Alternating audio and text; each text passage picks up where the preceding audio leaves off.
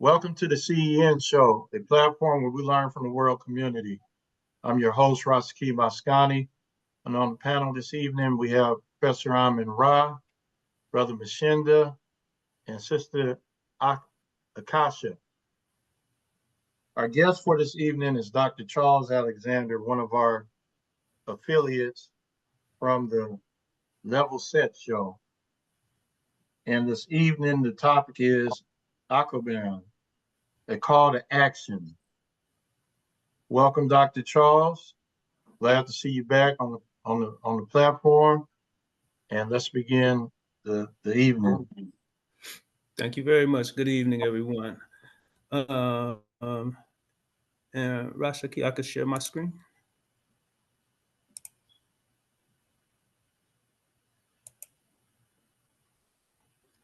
You can.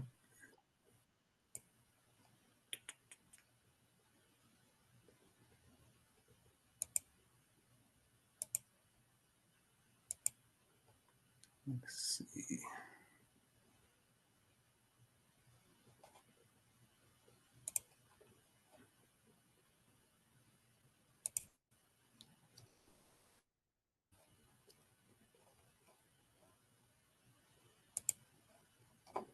While you're doing that, let me share what we have going tomorrow. Tomorrow, we're doing a special edition show. We'll have Mr. Bobby from the Counter Racist Code Show, co-host with Neely Fuller Jr., up into his last show. And Brother Muko is coming back from last Wednesday. And we're going to do a reflections on Neely Fuller Jr. So everybody's welcome to come, and that's what we're doing tomorrow, special edition show.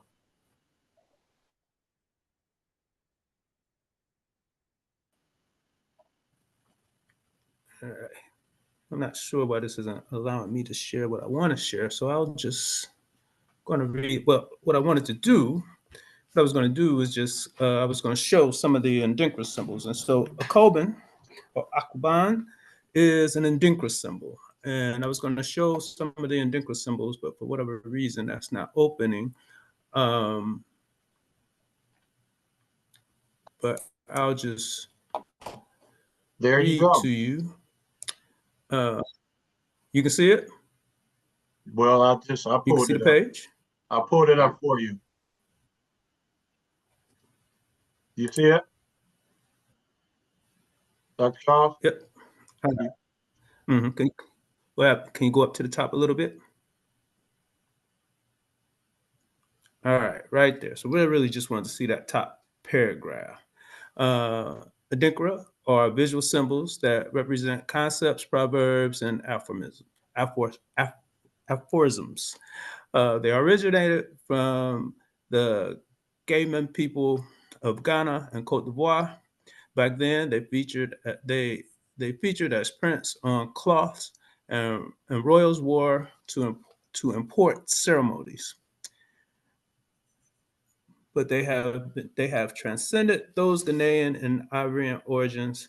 They now grace logos, clothing, furniture, architecture, and more. And so, like, you can go there, like in the architecture space, you can go to Ghana and Cote d'Ivoire, and you see cinder blocks made in the symbols of the various Ndinkra symbols. And so, if you scan down for me, Rashaki, this first one is Gianyami, except God. So a lot of times you'll see that one use that as tattoos. You see it in a lot of jewelry and things of that nature. But it is a symbol that many people use to signify the presence of the Creator. Then you see the two Sankofa symbols that follow that. And again, Sankofa is to reach back, go back and get it. And and that kind of speaks to our culture and our cultural continuity and our desires to go back and embrace those things of the fineness and of the heights of our African culture. And if you scan down, you can scan all the way down to Akoben. Keep going, keep going, keep going. right there. And okay, right, yeah, got it. So the war horn, the symbol of a call to action, readiness to be called to action, and readiness and volunteerism. And so I chose that symbol because um, not that we haven't always been under attack, not that we haven't always been under assault, but um, we are at a pivotal time, and again, not necessarily unlike anything we've ever seen before, but the the amount of disruption and disruption, the amount of disruption and destruction that we've seen in the first month and a half, 2 months of this presidency that we may not have seen before. And so I wanted us to really have kind of a conversation about why what it looks like and why it looks like this, and literally what is it that we can do and what we are to do, in the wake of this. And so um in short, I would imagine that many of you are familiar with Project 2025. And contrary to popular belief, for many, they believe that comes from the mind of Donald Trump, but it doesn't. This is the thinking and the ideology of white supremacists, including him, not him, but including him. And this has been the body of work that they've been concerned with since forever. White supremacists don't have it in them to work from a position uh, in which folks who don't look like them have any place in society. Um, I really believe that many of us are in search of this good and kind white person. And it's not that I don't believe we don't have any allies. It is that I believe that the overwhelming majority of white folks show up the way as the overwhelming majority of white folks show up in the United States. And I think they show up this way, throughout the world. And I think world history is pretty consistent in in in this in this presentation. I think that world history would, in the main, suggest that um, white folks are the aggressor. And so, to that end, not only am I informed by my understanding of geopolitics, I'm also one that ascribes to Dr. Diop's two cradle theory. And let's see if I can get that to pop up.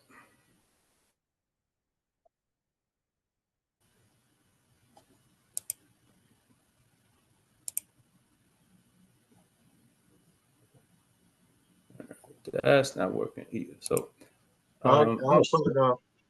I'm gonna put the link that I'm using into the chat, and then if you can use that link, that would help. And so, but in short, as he's helping me with that,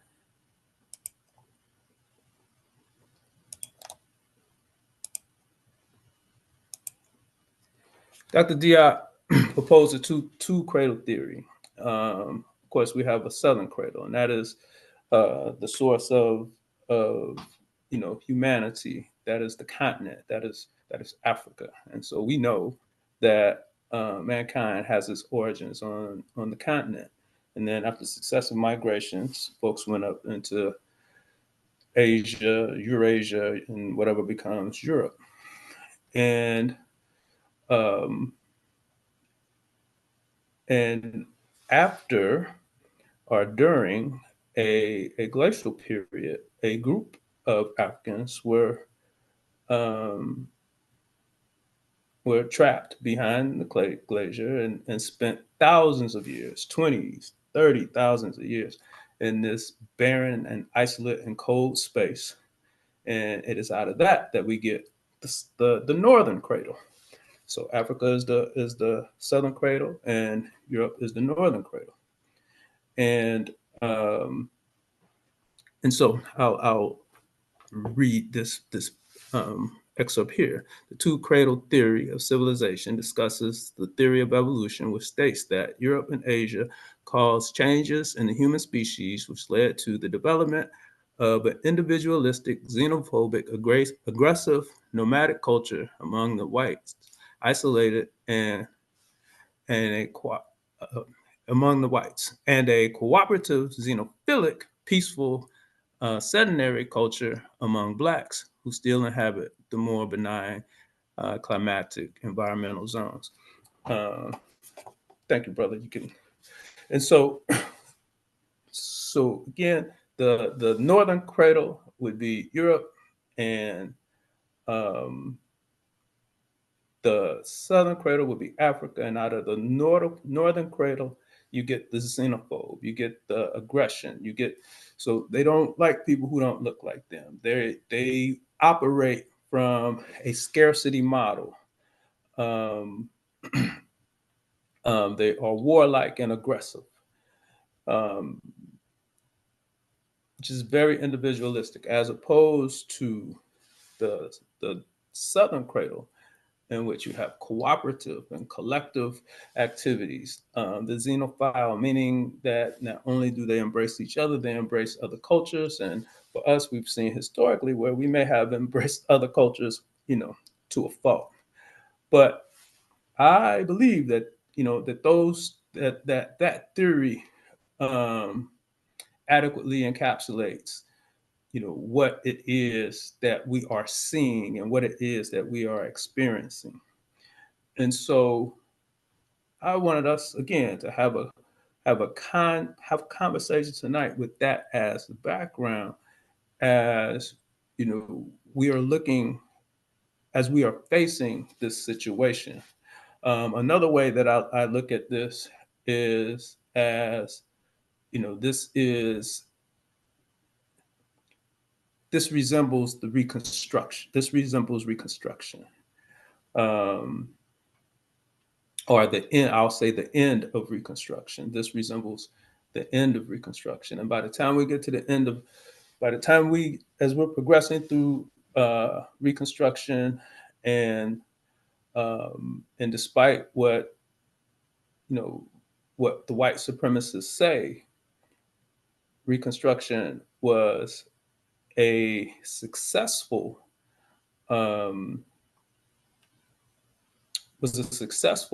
political mechanism for the country coming out of the Civil War. What those folks did not have a tolerance for was for Black leadership and Black agency. And so in the election of 1877,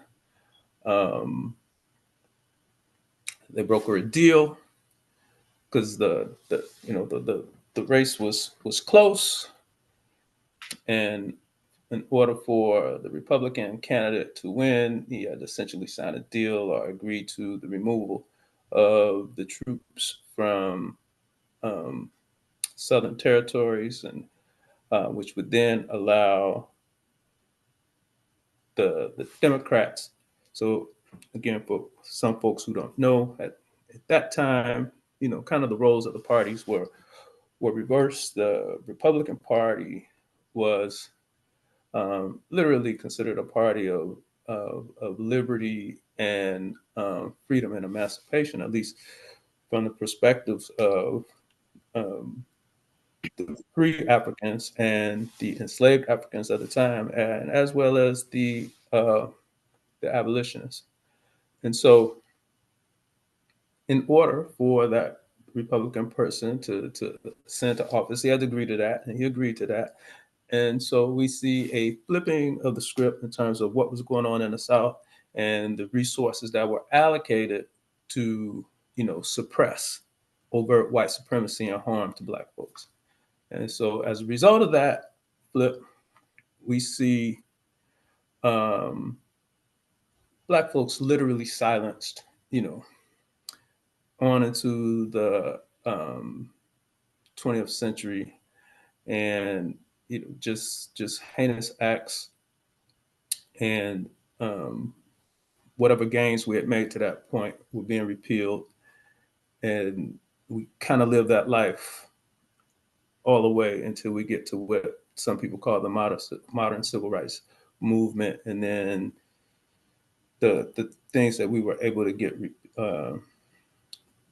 laws that we were able to get passed, from Brown versus the Board of Education to the Civil Rights Act to the Voter Rights Act, and also housing discrimination acts in the latter part of the 60s, and also affirmative action. So all of those, those things were able to come aboard, or we were able to realize some of those things, almost 80, 90 years after the fact. So I'm suggesting that that's what we're looking at right now.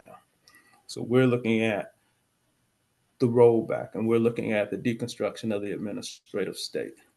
And why would that be a strategy? Because much of the gains that African Americans in particular we have realized because of our efforts and our fights, and our efforts and our fights in the context of pretty much democratic presidencies, and the works that were done under those presidencies in cooperation with the Supreme Court. And so that's why it was important, and has been important, for the white supremacists to win the Supreme Court, and now they have a decided advantage in the Supreme Court. And now they're doing all they can do at this very moment to ensure that going forward, they don't have any meaningful competition from the Democrats going forward. And so that's why it's important for them to deconstruct the administrative state, to go after things like education, to go after all federal jobs, and to go after Black folks in particular under the guise of the statement of DEI. But again, we have to understand that this part isn't new. The language being used is new, but this has been the nature of the fight for them, dating back to the Civil War, dating back to the 50s and the 60s. Sure, those of you in California are very, very much aware of, the continual fights about affirmative action in the California university system. This is a continuation of that fight. We don't always look at these things in this manner.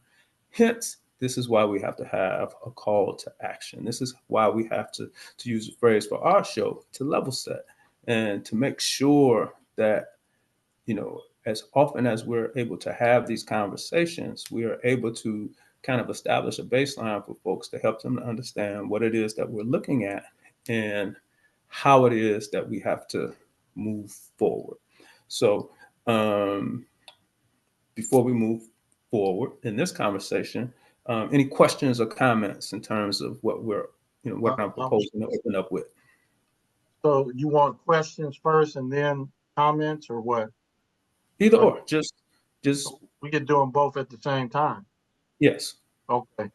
I'm gonna start with Akaasha. Akaasha, can you hear me? Yeah, I can hear you. Can you hear me? Okay, so you do you have a question or a comment about the concept you talking about, a call to action? You have a question for him or a comment about what he's talking about? I don't have a question. I want to speak to when he spoke to the times, and I think he tried to respectfully say it's really not the same. But I just want to say for you, brother, it is, you know, I'm gonna say it honestly, it's worse. What you were saying, What I'm saying, it is. it's the same thing.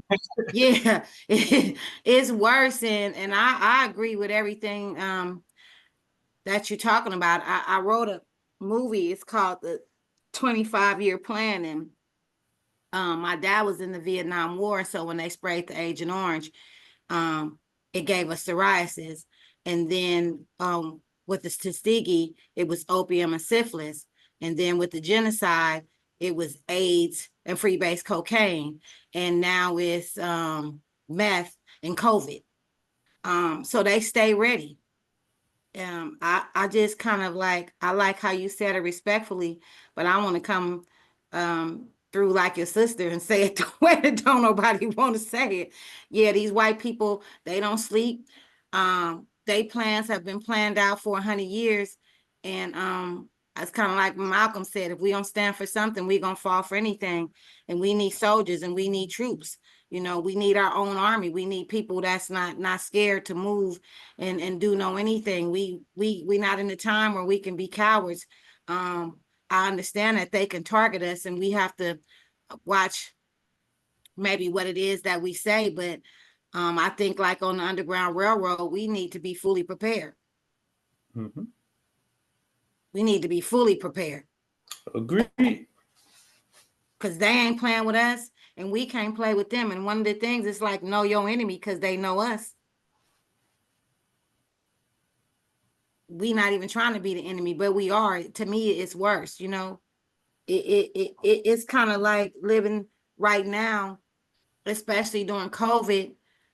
I felt like we was watching the Martin Luther King, the look at the lynching. I mean, what's different? Black men is driving trucks and getting lynched in certain states. Police officers shooting a lady in the head because she started praying. Just imagine if we turned around and started doing that. And we already know the answer. And yes, and and one of the things that I also think that we do, well, I don't even think, I know that we do, um, and I this this is a function, like, so we have a body of science where people are dealing with um, post-traumatic stress, and you know, and we have folks talk about, you know, post-traumatic slave syndrome. So, but whatever, however we conceptualize, you know, the impact of trauma, whatever words that we're using, um, you know, one of the ways I think it manifests in our need to believe that that there is a conspiracy in terms of what white folks do. White folks don't need no conspiracy. Definitely. They just do what they do. Mm-hmm. Proudly and boldly. Yes, they act in the manner in which they act, and then, you know, and then we spend X amount of time, you know, some of us spend X amount of time, you know, trying to figure out blah blah blah blah blah, when in reality, there is no secret about the manner in which they move and the implications for those movements for us. Um, and we have to know that, and this is a very important piece to me, that if we're seeing, um, you know, a rise in their overt and intentional behavior, it's in response to something.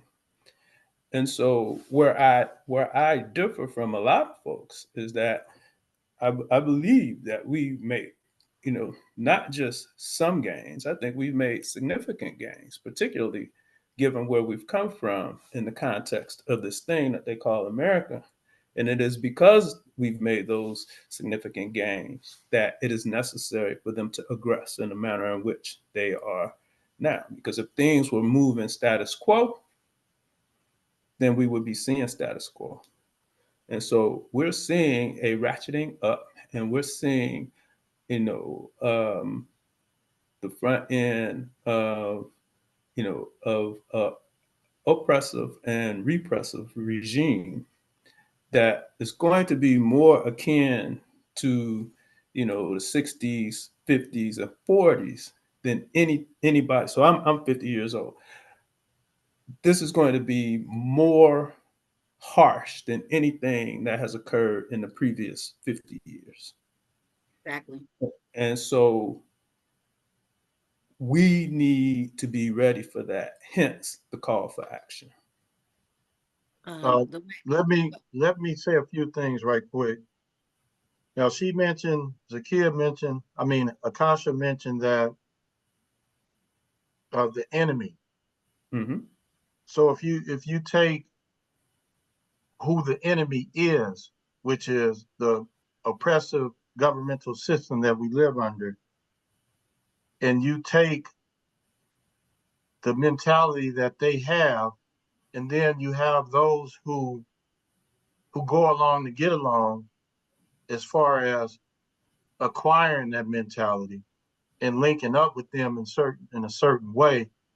This has to be recognized that if you take on the mentality of your oppressor, what is that doing to you? If I'm looking at it mathematically, somebody is against you, and then you link up with them and their thinking and their ways, their culture, their value system, in which I used to participate in.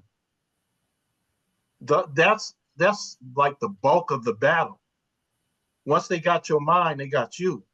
So I was going to say this is exactly why we do what we do, because you have to get out of that mentality. And once you get out of the mentality, you won't be feeding into their system. And I'm So talking let me be clear. But no, I'm just was saying I'm not saying anything against what you're saying. I'm saying that that's a part of it, the mentality. That's all. That's just adding to what you're saying. So, But brother, let me philosophize something for you.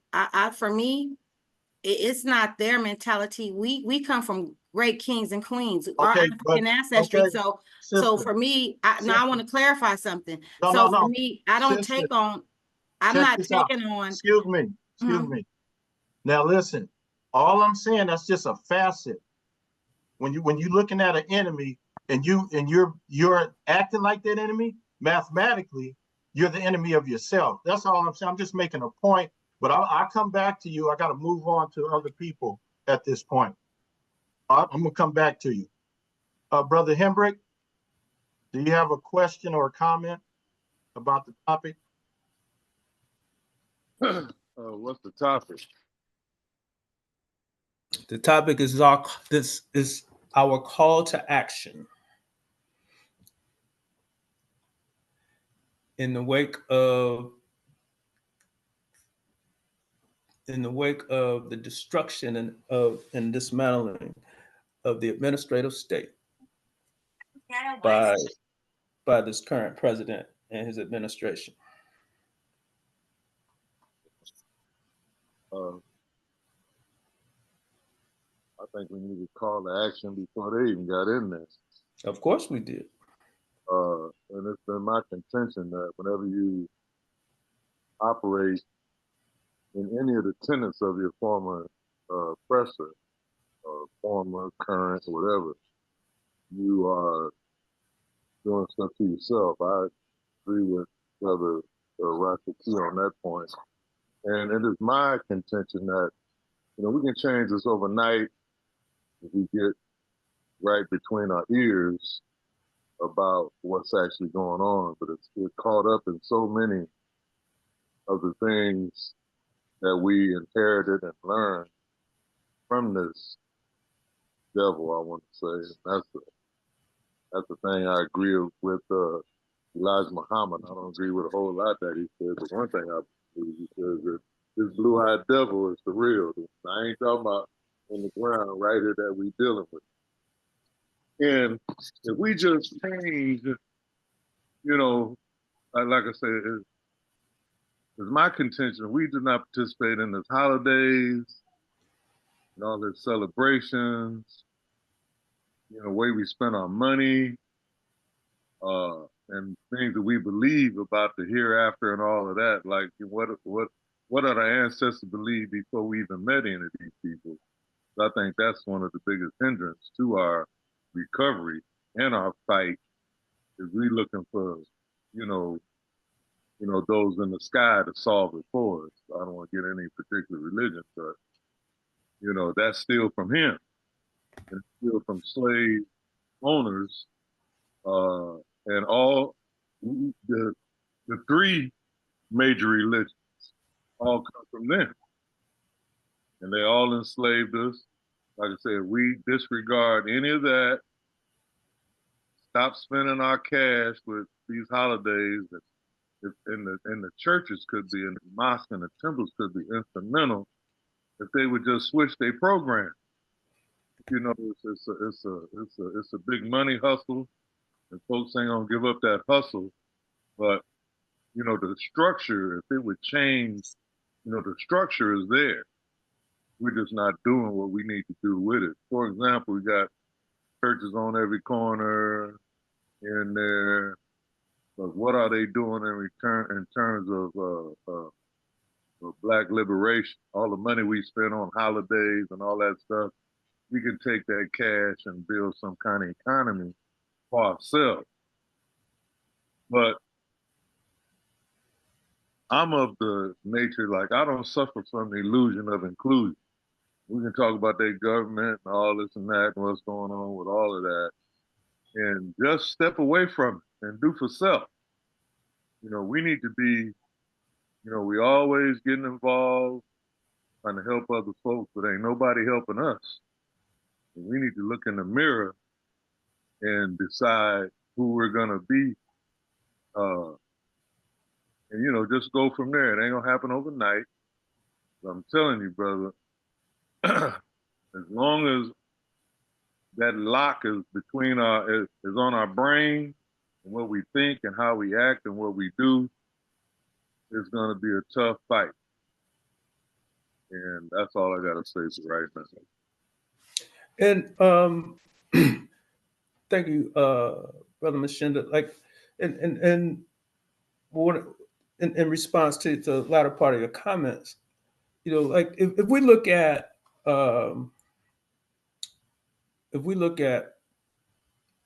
too many Black folks, particularly those who are supposed to be representing us in our various places across the country, you know, i.e. the Congressional Black Caucus, and then just even you know, the Black talking heads on TV. When we're looking at what's going on in the Ukraine, you can tell that this is Black folks seeing this thing through the eyes of white folks, and in this particular case, through the eyes of Joe Biden. We don't have no fight. We don't have nothing to gain from Ukraine, you know, Ukraine's relationship with Russia. But you have Black folks siding with Ukraine, not because it makes sense, but because it aligns them with whoever they perceive to be, you know, empower and able to give them power. And in this case, it would be, you know, the Biden administration. And so when they look at what Trump is doing in this situation, you know, they're mad at Trump because it's Trump, not because they understand what is going on in that actual circumstance. And this too, you know, so it's bad when we are aligning with the enemy, period. And so it's bad if we're aligning with Trump, and it's bad if we're aligning with Joe Biden, because they are both white supremacists. Biden just happens to be a Democrat. Now, I do believe that we get more bang for our buck in our relative struggles and negotiations. But ultimately, he a white president. He ain't all in for us, and his history will dictate that. But it's just interesting in listening to the conversations and listening to the comments of Black folks who are in those political spaces, either as public servants or as media personalities, that they misread this because of some allegiance to him, as opposed to they're actually looking at this from the mindset with which they're supposed to be using, and that is a solid understanding of geopolitics. Because really what we're looking at when we look at Russia's response to the Ukraine, this would be the same as the United States response to Maurice Bishop in Grenada. The United States killed Maurice Bishop because they thought he was bringing communism to their doorstep. Putin told the United States, if you make any efforts to facilitate the Ukraine joining NATO, I'm invading. He told them that because the whole reason that NATO exists is to suppress Russia. So he would consider that as an act of war. And so the United States moved forward, Putin moved forward. And my whole point in that conversation is we need to have a better understanding of geopolitics so that we have a better understanding of how we can get, other resources, how we can have other alignments that yield whatever they're going to yield for us as we fight whatever battles that we have to fight. Because right now we are relatively isolated as African Americans.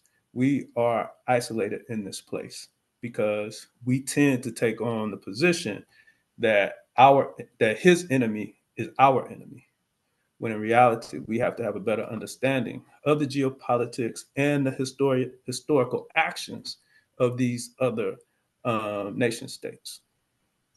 Okay. That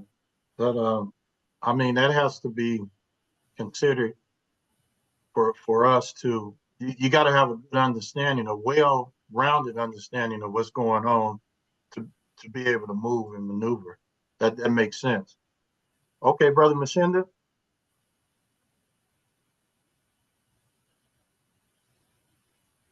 You there, Brother Mshinda? We'll come back to you. Professor Rahh, you on mute. Appreciate what's been said, if I understand it correctly. And I want to again thank Dr. Charles for coming on, and the new sister Keisha for being here, and my brother Joe Hembrick, as well as you, Rashaki. It's a beautiful thing, and appreciate what's been discussed. But we've had a long history of resistance on the continent. In Hades, and in different venues. There's different forms of resistance. Sometimes people think you're not resisting if you don't resist the way they want you to resist. But people resist. There's national organizations, the National Black United Front. You have the National Black Reparation Coalition. You have many national organizations and movements by Black people all over. And I just think that we sometimes think that because it's not on television, as Gil Scott said, or not on the radio, and we don't hear about it, that we're not resisting. Look, and even recently, with the George Floyd resistance movement, with the Michael Brown resistance movement, and some progress has been made, and then the system cracked back because they're gonna crack back. But we've had a lot of outstanding leaders that led a resistance movement going all back to Nat Turner, Frederick Douglass, and his ways. We wouldn't be where we are. The European didn't grant us freedom. We fought for it. You understand? And we was up against their court, we was up against their military, we was up against their collaborators that they had co-opted, and we said, so we're still resisting. I mean, the Holocaust of enslavement was supposed to have been forever. Took us 100 years to get out, but we got out. You understand? And all those efforts. I mean, some people resist by writing. Some people resist by writing narratives about resistance, and some make movies about resistance. Some make sing songs about resistance, and some organize and just demonstrate and do things. The thing is that the formula is education. Education. As we say in Kawaida, education, mobilization, organization, and confrontation leads to transformation. I feel good with the brothers and sisters that's out there doing things and trying to do things. There's a cadre of brothers and sisters that are young and have not been taught and not been trained from the home or the household to think politically or to think actively. But you don't need, I mean, sometimes like Haki used to say, there's some people that are lost that need to stay lost. But we got to just keep on pushing because we appear to be like, we can't win and we're not doing nothing. I mean, that's what the system wants you to believe.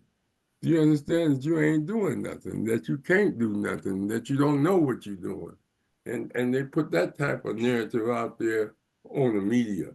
And then they suppress the most bodacious movements that we've had and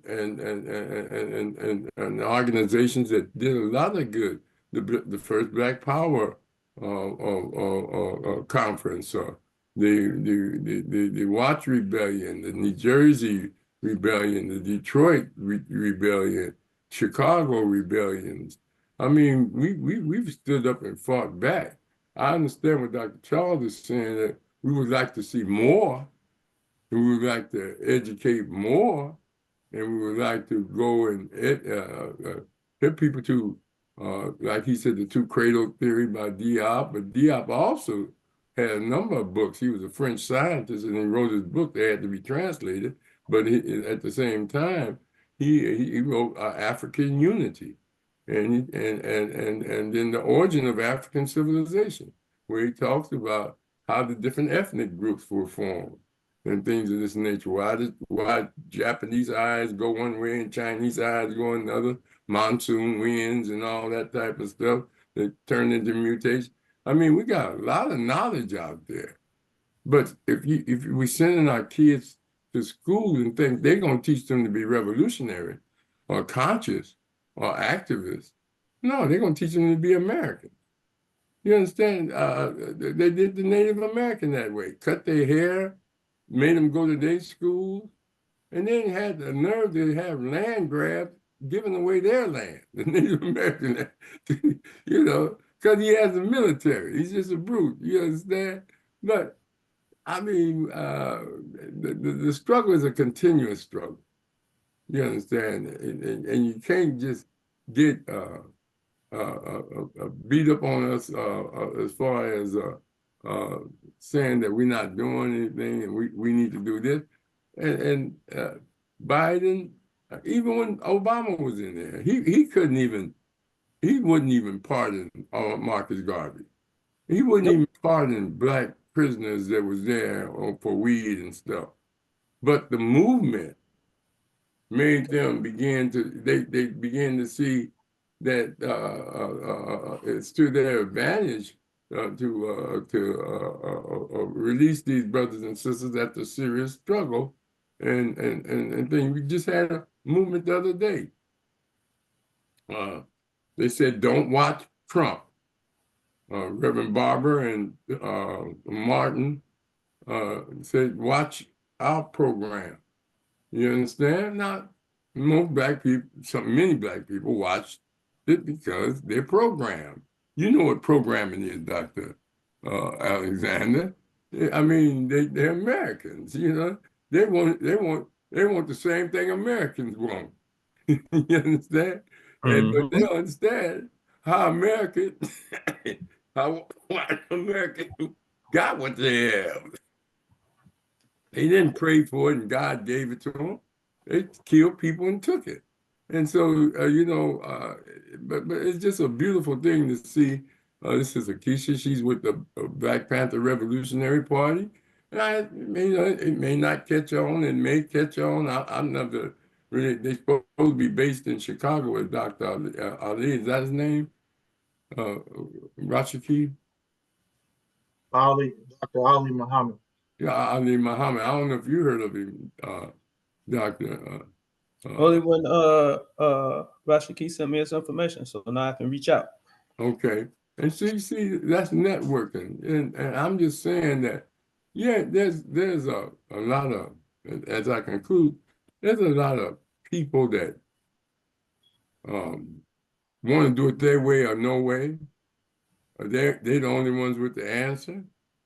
But conditions create consciousness. And as long as we are oppressed, there's going to be resistance. That's just it. Some kind of resistance, some kind of way. You know, the people in the Holocaust of slavery, they resisted in different ways. Runaways, setting fires, grinding glass and putting it in the man's food so it cut up his stomach. All kind of things that they did while they was in the Holocaust of enslavement. And I mean, it's just been we look at CEN and all those people that turned the boats around and I mean, we doing the best we can with what we have for those that do resist. There's a cadre of brothers and sisters that are not in the movement, not conscious. And that's what oppression is supposed to do, make them unconscious. You understand? We try to make them conscious, and the system's spending billions of dollars rewarding them or punishing them not to be conscious. You see what I'm saying? And making us want what they got and be like them. And I don't want to be like them personally. You understand? I don't mess with them. Yeah, man, that's a whole different story. But anyway, I just think the presentation is good, Dr. Charles, and just keep up the good work that you're doing. Go ahead, Rashaki. All Thank right. you, Father Rahh. I wanted to see if Brother Mshinda wanted to chime in. Brother Mshinda? Okay, he's probably just listening. Okay, Akaasha, back to you. Akaasha? Give me 1 second. I'm on the phone with Brother Ali Muhammad. He about to Chief. He about to join in 1 second. He's trying to join, so I'm trying to send him the link. Okay. We get a yeah. chance to hear from. But go ahead, Dr. Charles. And as Baba Rahh was just speaking about the education piece, and so like that's the thing that we really got to gear up for whatever how we can act in given these proposed changes. Okay, so is it the end of the world if they are successful in dismantling the Department of Education and actually moving resources to the states? Is that actually the end of the world? Are we prepared to receive that? Are we prepared to, so the concern has to be, are all the requisite financial resources coming? So if you're going to close the department, and you're going to move those resources to the state, and the states actually administrate education anyway, are we positioning ourselves to make sure that those monies that are supposed to be coming into our communities are still coming into our communities? And so those are the things, it's those types of things that we have to be very thoughtful about. In this response to the rollbacks of DEI, Baba Rahh mentioned our response to the killings of Michael Brown and and George Floyd, and a lot of these things that we saw in terms of this DEI stuff came in response to the reckoning. Our the weeks and weeks and weeks we were in the streets after the killing of George Floyd. But are we fighting for DEI or are we fighting for Black jobs? Because those are two different things, and many of us think they are the same. DEI, 70%, 76%, I believe it is. This is reported by the Department of Labor. 76% of people who hold these DEI positions in the corporate structure and in the public spaces and the university spaces, those are white folks. It's not DEI that's hiring, line staff. And so we have to make sure that our protests are targeted to protect the right people. And that requires probably a little more strategy than what we've probably applied to this initial piece. The other part of it is, are we being thoughtful about how we manage the supply chains of Black vendors? And so that whole movement requires a little more thought and a little more strategy in terms of what it is our ask is. Is our ask simply that DEI be reinstated, or is our ask that there is still more equity for, for again, those black wholesalers that are connected to a Walmart, to a Target, to whoever these other retailers are. Are we asking that there's more access to capital for them and more access to the requisite tax breaks and tax incentives and things of that nature? Is that what we're asking for? Or are we literally just fighting for the re-implementation of this global thing we call DEI? So the call for action also speaks to that. Are we centered in our fight? And that merits our attention. A focus on what we are presuming to be, the enemy.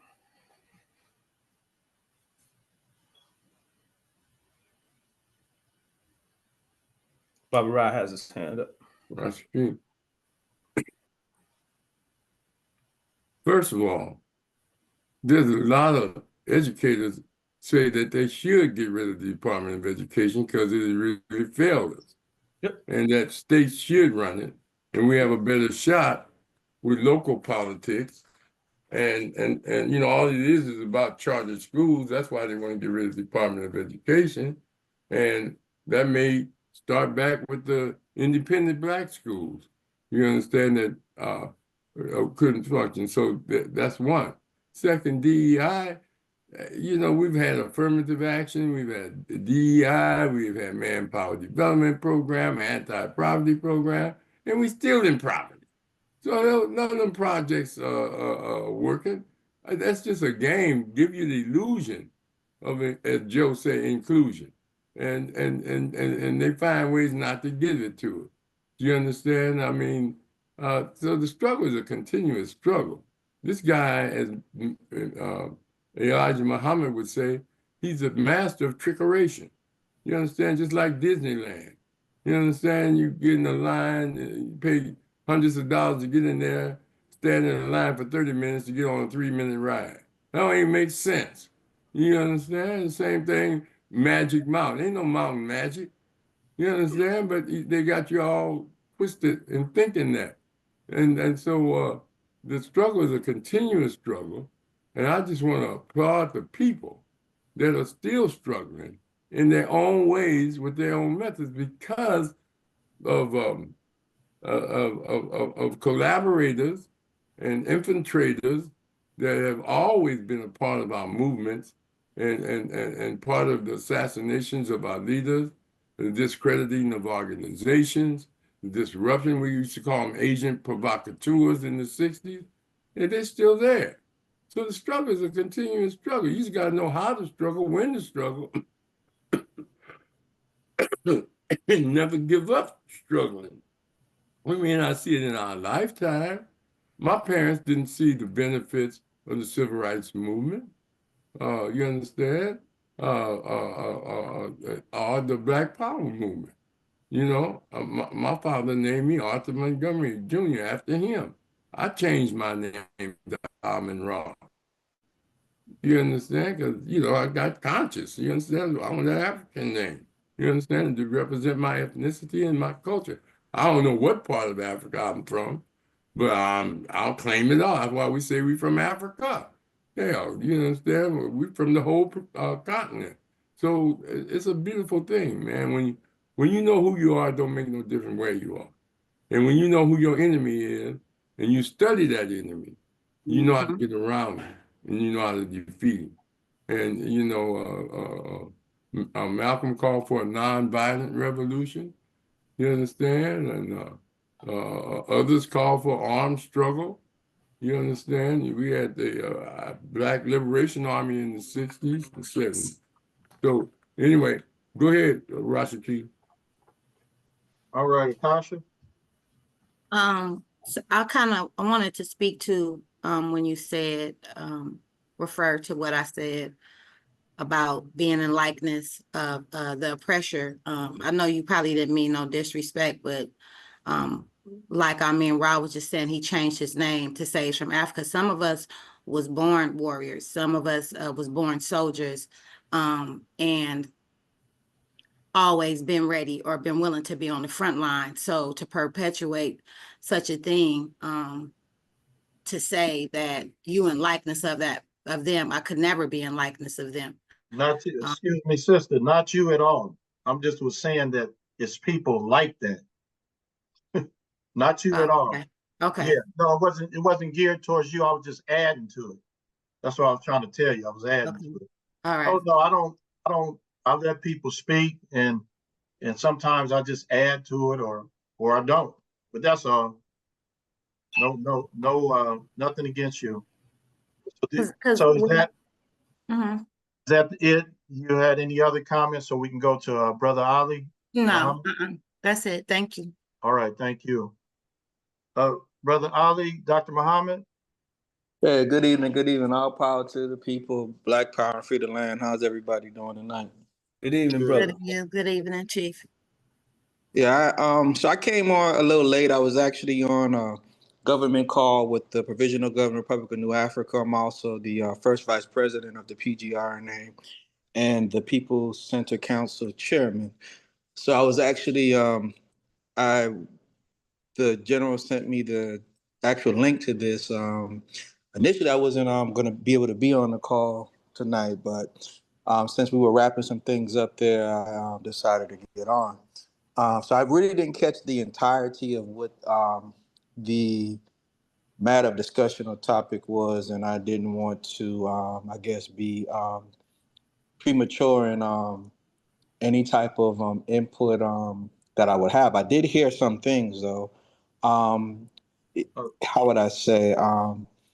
Would anyone be able or willing to just elaborate on me? I mean, to break Dr. down. Charles he could tell you what the question that was raised.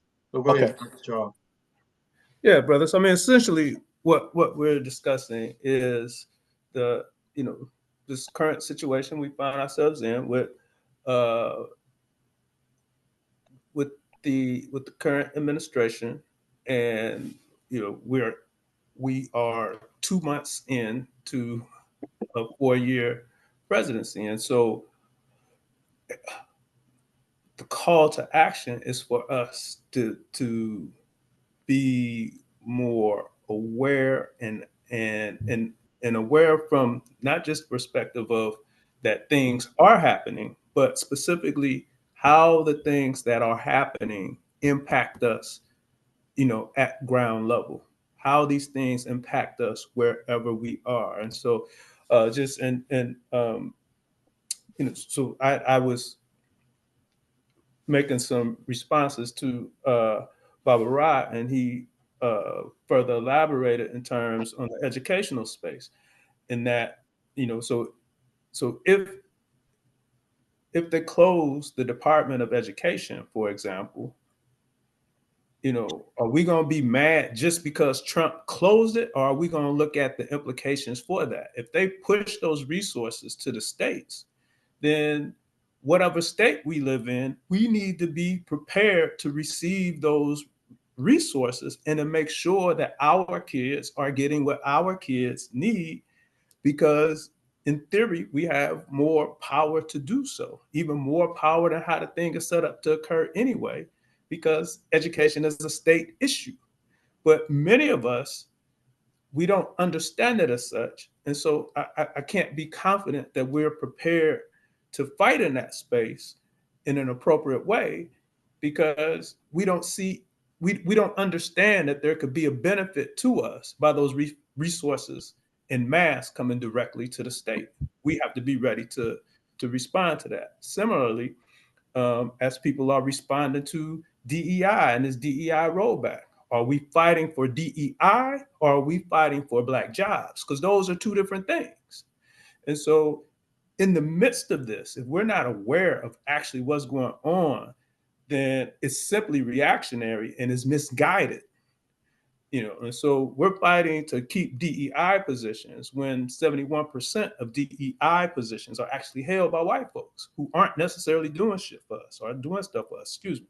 So we have to be thoughtful, and that's the call. So the call for action is about us not just, not just mobilizing forces, but educating and then mobilizing an educated and an aware force. So that's kind of the bend of the presentation. Indeed, indeed. So let me be clear on what I'm understanding. So the gist of it is the fact of us being aware, knowledgeable of or educated on what's going on, and how to deal with it. Is that exactly what? That's essentially what it is, right? And Okay. and not simply responding, not simply reacting, right? Got it. But strategically responding to the threat. Okay. Right. I get it. So if I'm able to now, I definitely would like to speak. Yes. And Yes. okay, very good. So here's the thing. It is 100% right that we must definitely emphatically be aware and knowledge and have the knowledge and be educated on what's going on. The first thing about it is that, we all know that there's a war waged against us. It's been that way. It's been heightened and exacerbated in many ways throughout our sojourn here in this part of the world. Since the days that our ancestors came to these shores in shackles and chains, and going through the seasoning camps and the various processes after the Civil War, after the so-called Emancipation Proclamation, Radical Reconstruction, and then following that with Jim Crow, and going through so many different phases and stages that we've gone through. There's always been a war. It's been on many different levels. And every attempt that we've made to understand it and to be aware of what's going on and come up with solutions, we have been knocked down, but like that old saying goes in the religious community, we fall, we fall down, paraphrasing it, but we stand up, but it has been that, we thought we had some leeway with Sherman's field order, where they did give us 40 acres and a mule. We was on that for the lands for about a year and 6 months. And after they assassinated Lincoln, they start taking it back and start giving it to our former so-called owners, and started to send invitations to, Europeans to come over. And they came over as so-called peasants, but got all these different grants and stuff that came from what belonged to us. They gave them land and land grants, et cetera, et cetera. Dr. King spoke of it. Moving right along, and not to digress. So we reached the pinnacle. Most people don't, who just hear of the romanticized history of Dr. King. A lot of his fight had to do with just that, dealing with everything that I just heard you say about jobs and all. A lot of his fight had to do with that. He went throughout the country. People don't know how much of a revolutionary he was, because we got into this debate between him and Baba Malcolm and Haj Malik Shabazz, Baba Wali, may he rest in peace and rest in power. May both of them rest in peace and rest in power. And the issue was, you know, whether we're going to sit there like we begging and kneeling down and sitting in, you know, to the oppressor, or we going to stand up and fight. That was a debate that I feel, in my opinion, should not have been a debate. It should have been some unity in the context, but both were strategizing ideology. Most people don't know that what Dr. King did was one of the most revolutionary things you can do if you behind enemy lines besides firing shots, meaning that passive resistance is a form of guerrilla warfare. It helps to put forth a war of attrition, which drains the enemy's resources. And Dr. King did a lot of that. He shut down cities and towns, you know, because they didn't have enough jails, and you know, all that interruption of their businesses by sitting in, and people didn't want the tourists didn't want to come, and people didn't want to support those businesses anymore.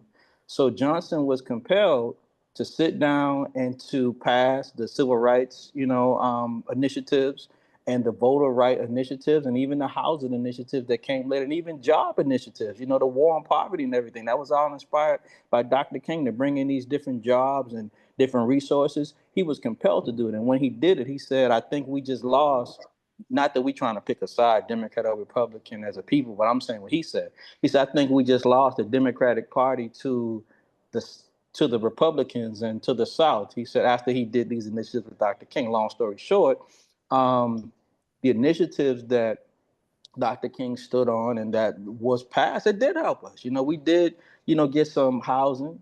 You know, we did get some different levels of employment. We did benefit in many ways from those things. You know, it wasn't full benefit. We're still talking about some type of capitulation and assimilation into the system, but we did get some leeway. And they constantly fought against that. Nixon came up with the Southern strategy to knock all of that down. Lee Atwater in 1981, when he was speaking about how the Republican Party can be racist without saying they're racist, you know, using quote unquote the Southern strategy, he broke down what that meant. He said, you know, in 1950s, when you said the N word, you know, he said, you know, you gotten problems in the 60s with that. We can't say that no more. We got to say the problem is housing, taxes, buses, immigrants, anything but that. But all of it is just a euphemism or dysphemism, paraphrasing him, or a dog whistle for Black people. He said, because the end result is Black people suffer the hardest, like Johnson said. You know, LBJ said that, paraphrasing him, that the white supremacist or the Southern white man will be okay with you robbing his pockets or him being, you know, losing or being injured or hurt, as long as Black people are hurt the worst. He did say the lowest white man and the highest Black man, but I'm just paraphrasing what he's saying. My point of saying that is this: understanding what we're up against, and as you were stating, and knowing. So what are we up against? What is this right now? So we're up against what they call MAGA, right? Make America Great Again. What does that even mean? It means more than we think. Real quickly, you know, not to be long-winded, but just to try to summarize the definition of what they're saying. In 2015, there was a poll done by the Public Religious Research Institute. It was in November 2015, and it was entitled Nostalgia, Mistrust, and Anxiety. And it was a survey on American values, and they wanted to know how white America felt at that time. Now, I wasn't a supporter of Barack Obama. Congresswoman Cynthia McKinney was running at the time that he was running for president, and I supported her. Not only did I support her, I followed her throughout the country to be like a Black Secret Service with the Revolutionary Black Panther Party, because the Green Party didn't give her one. But I'm just saying, they considered Barack Obama's presidency as like a new Reconstruction. So they said they felt like it was some so-called reverse racism. Black people had it better than them, and they wanted America to return to the great old days, good old America. They said great America. And they said that meant when we were in segregation, and even all the way to the Confederacy. So this was in their survey. So we knew about the Tea Party. We knew the Tea Party transitioned into the alt-right. And so ultimately, MAGA came out of that dynamic. It said 43% of white America felt they needed great America again. So my point is this: what is that? Because before we talk about all of this stuff, DEI, where the money going for education, we got to know what it is we up against. You got to know the politics that's handling it, right? So what's the politics we're up against? MAGA is what? Trump called it or shared it as the United Reich, they said, unified Reich. Well, what was that? Hitler had the Third Reich. What does that mean? Unified Reich. But what is it is this.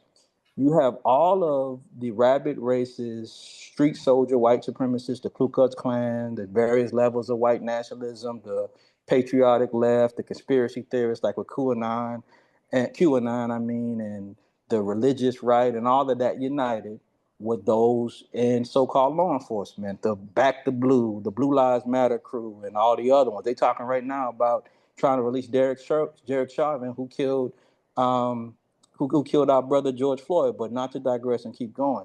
So they got that. Then you got the executive branch, the legislative branch, and judicial branch of government, all MAGA, and then the courts.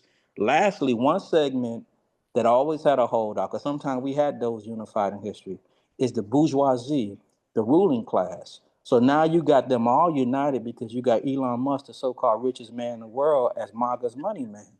And what is their plan? I want everybody, if they don't know already, to research Justin Yarvin. Justin Yarvin is the political father of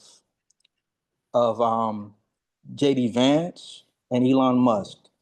And his strategy is that there must be a techno-authoritarian society. He says that governments and democracies have failed, and that technology must take over, and there must be like pockets of technological authoritarianism that you have to do what he called rage, which is the retirement of all government employees. So that's what Dodge is. It's the destruction of government, and they said to tear it down and to do their own thing. You got to look at his writing. It's called The Butterfly Effect. He wrote this in 2022, and he stated what a second Trump presidency would look like. Just look it up, Butterfly Effect. He said the second Trump presidency, how it had to be, that you had to have this one person that was the chairman, that was a dictator, and that Trump, and he used, this is Trump he's talking about, he wrote Trump's name. He said that Trump will be the president, but as a decorative, not really in control, but just like the decoration, like some sort of king. But the real ruler would be that person who would destroy everything and tear it all down. And so if you kind of look at what they're doing, they don't care nothing about education. They want everything to be destroyed. That's kind of what they on. And it's not a game and not a joke, because they're trying it. They just want to tear everything down and put their own thing into fruition. The problem is that it's a bourgeoisie oligarchy kind of dynamic, which means that they care nothing except about their own selves and their own power, while at the same time they are racist.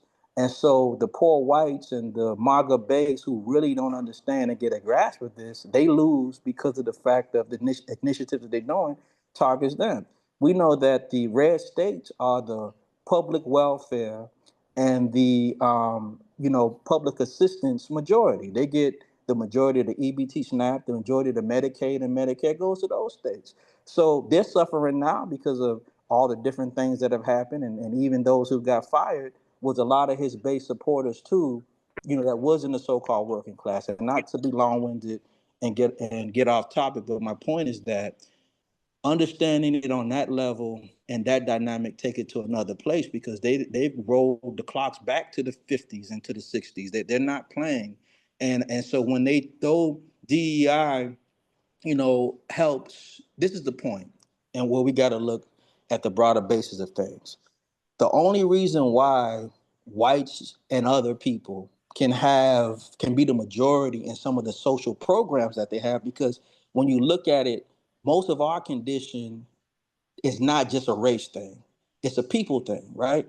Meaning it's a race thing because they're racist against us, but poverty is a people thing. So of course, whites are going to gain more, and women are going to gain more, and immigrants are going to gain more. Whoever the majority is going to gain more, because of the fact it's a people thing. So unemployment is a people thing. Poverty is a people thing. And if white people are the social majority, of course, white women and other whites and other people will gain more. That don't mean we're not valuing. It just means the fact that it's a people thing. Poverty is a people thing. Unemployment is a people thing. It just becomes worse for us because we deal with two facets. This happened after slavery. After slavery, it was just racism. After slavery, our issue became a workers' issue and a racial issue. So we had two fights: Black identity fight and a workers' fight. And so a proletariat struggle, right?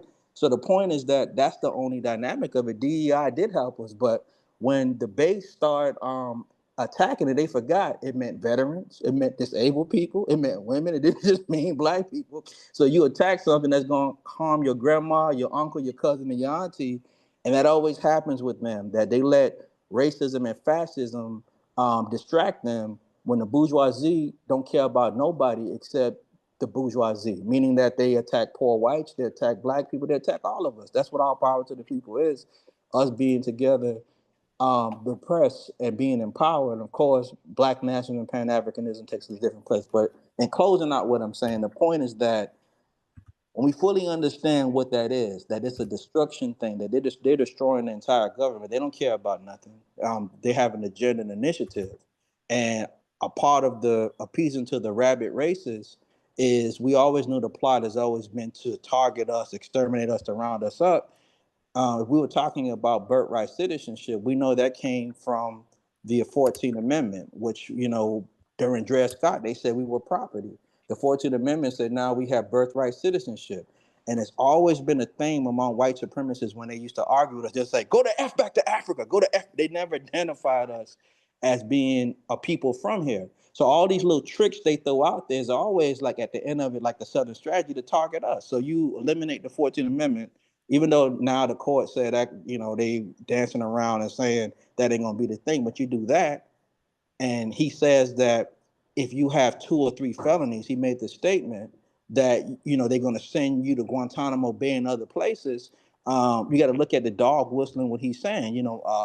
Unfortunately, 1 in every 3 black male has been either incarcerated or some type of issue regarding jail or imprisonment. Could be house arrest. But my point is that a lot of that is felony based, and a lot of that is nonviolent felony based, like with the new Jim Crow. So with all of these things that are saying, they've always targeted us, and anything that we do outside of understanding that part of it is just our attempt to assimilate, and you can't assimilate into something that is a part of your destruction. Self-determination, a nation of our own, self-sufficiency is key. And we have to always maintain that focus, because once we try to assimilate into something that's always been against us, we will lose. But knowing it is key. So as I was stating, we got to know what the heck this is. MAGA is not a game, and it's not a joke, and it's nothing to play with. And once we understand it, now we can think tank and collectively come together on what we got to do about it. And I yield on that, but that's just what I would like to, share and express with the topic. And Black power, power to the people, and free the land. Thanks for that. That was excellent commentary. Dr. Charles?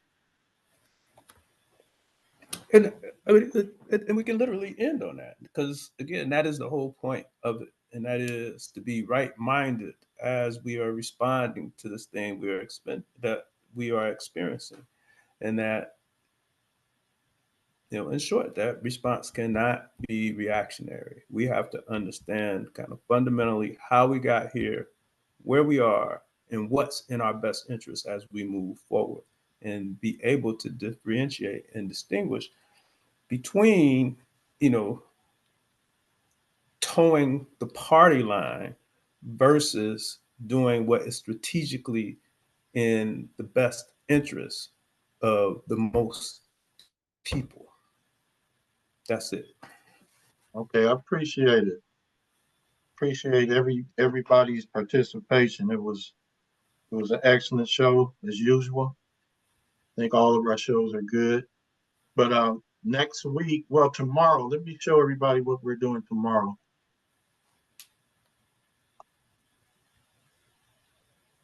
We have a special edition show, and we're going to talk about reflections of Neely Fuller Jr. You got Mr. Bobby, the co-host of the Counter Racist show, with Neely Fuller Jr. up until his passing.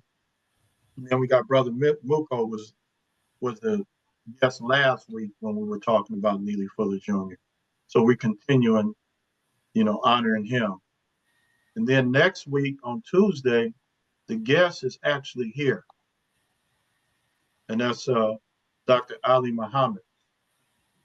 Dr. Muhammad, have you came up with the title of the topic yet, or are you still working on it? I'll send it to you tonight, but it will be something along the lines of it was going to be solutions to our current struggle. It was going to be something almost similar to what y'all were dealing with tonight, but I'll come up with the. I was wrestling over the title, throughout the day, and I'll have it for you this evening. Okay, thanks a lot. Appreciate it. You're welcome. And Professor Rahh is the host. Professor Very Rahh is here. He's the host. nice to meet you, Brother Rahh, Professor Rahh. You okay? Nice to meet you. Have you heard of a brother named Kwamanan in Chicago? Repeat his name again. Go ahead, Rashaki. Quabanah. Is No. Geronimo Pratt's nephew. Last name Pratt, Kwabena Pratt. Can you spell his name? Because I actually have met a relative of Baba, Geronimo Pratt. I actually met him from the He's airport, from, ride share, yeah, but he's I'm not actually sure. from Gary. He lives in Gary, but he does. Okay, Indiana. Okay. And he does a lot of work, and so he does a lot of work on both sides. So he's in Chicago a lot, and but If y'all could connect me with him, that'd be good. But like I said, I have met a relative, but I don't recall that particular name. No. Okay, we can make it happen. Dr. Muhammad, can you Yes. tell the brother Amin Ra what we're doing on the 25th? The two Okay. evenings? Yeah, on the 25th, so I'll be in Oakland, the 25th and the 26th. I'll be covering a actual lecture entitled "The Role of the Revolutionary in Bourgeoisie Oppression, Combating the Oligarchy." That would be the gist of the title, and it just be dealing with what the solution is. Because a lot of time we have venting and arguments, but there must be solutions to our problems. So it's going to be the role of the revolutionary, um, combating bourgeoisie oppression and the oligarchy. At least that's a paraphrase of the title. But that's what it's going to be about on March the 25th at the college there at Merritt College. Okay. Right. So we're gonna close down, and I want everybody to continue the rest of their day as a positive force that we continue to have gathering as we do. And I'm just going to end with Conscious Corner, and each one teach one. We're going to take our pause. Thank you.